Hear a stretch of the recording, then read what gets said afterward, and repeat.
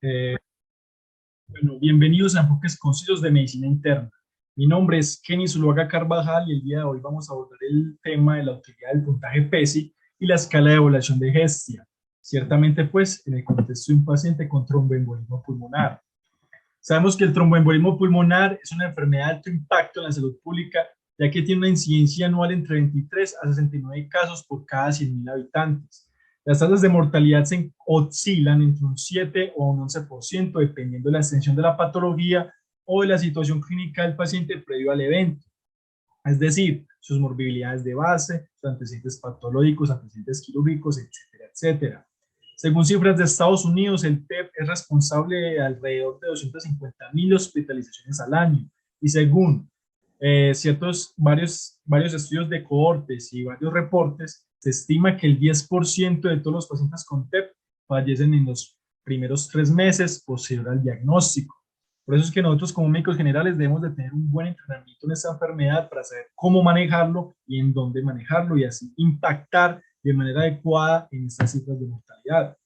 Para aplicar la escala PES y la escala de Hestia, ya tenemos que tener un diagnóstico confirmado de tromboembolismo pulmonar, o sea que ya habremos que tenido que pasar por estas escalas, que son escalas de diagnóstico. Ahí miramos si le mandamos el dímero D, el angiotaquia una vez. El caso es que ya tenemos un paciente con tromboembolismo pulmonar, confirmado pues en el angiotac. Cuando ya tenemos este paciente confirmado, le aplicamos el PESI Score. ¿Qué es el PESI Score? Es un sistema de clasificación de mortalidad a 30 días.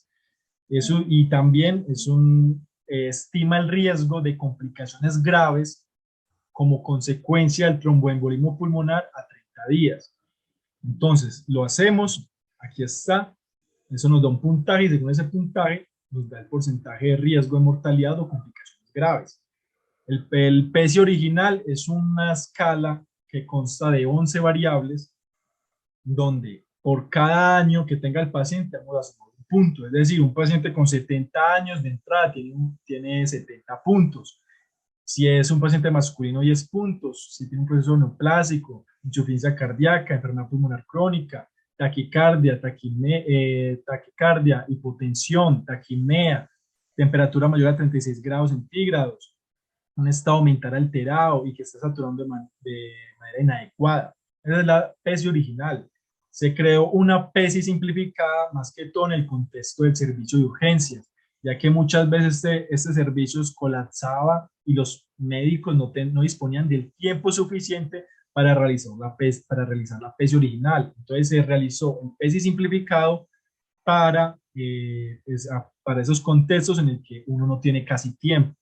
Entonces, el PESI simplificado cambia en una cosa, que es que por cada el paciente que tenga más de 80 años, por cada año mayor a 80 años, el paciente suma un punto. Es decir, 81 años, un punto, 82 años, 2 puntos, 83 años, 3 puntos, y así sucesivamente. O sea, por cada año superior a 80 años, un punto.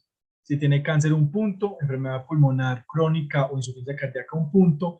Si tiene taquicardia, un punto, o hipotensión, un punto, y si se está saturando de manera adecuada, un punto.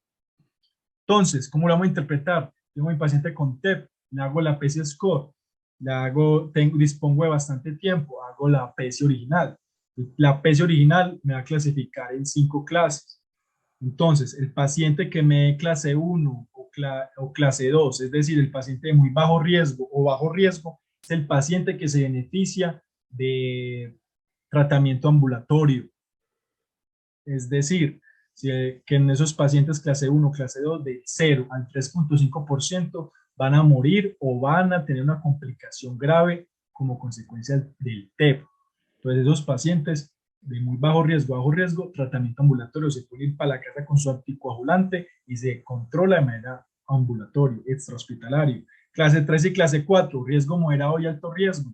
Esos pacientes necesitan observación intrahospitalaria, no se pueden mandar para la casa, entonces se deja el paciente en hospitalización y allí se maneja.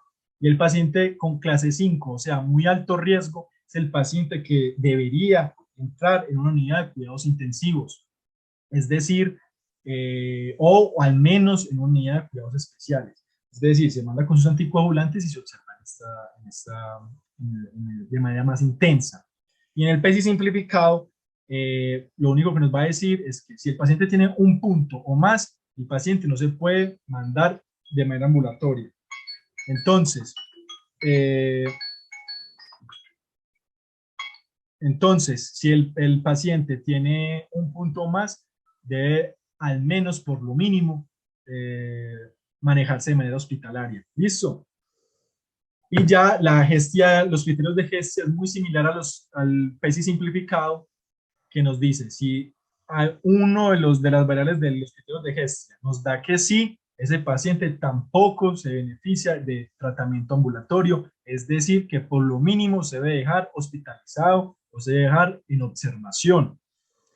Entonces, si el paciente está inestable hemodinámicamente, necesita una trombolisis o una embolectomía, si tiene un sangrado o tiene un alto riesgo de sangrado, si tiene al menos una de esas, ya se tiene que dejar en observación intrahospitalaria.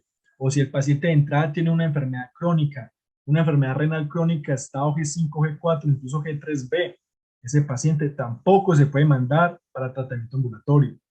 Entonces vean que el PESI original pues nos da cierta ventaja, ya que si nos da muy alto riesgo nos permite tomar decisiones para que ese paciente sea vigilado en una estancia de mayor intensidad, en una UCI. Entonces esa es una ventaja muy importante del PESI original. No disponemos del suficiente tiempo, PESI simplificado o los criterios de gestión, que nos dicen ese paciente no se debe mandar para tratamiento ambulatorio. Muchas gracias, eso ha sido todo por hoy. Dado terminado los enfoques de mis